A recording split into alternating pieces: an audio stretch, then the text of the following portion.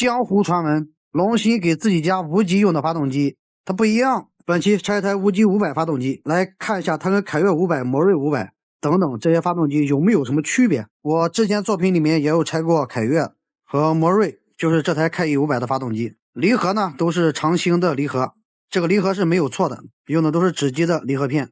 长兴的离合片用的是日本 SD 的，离合大鼓一样都是长兴的。看一下轴承，轴承用的是日本 NTN 的，这个也跟凯越、横剑啊、魔锐啊500都是一致的啊。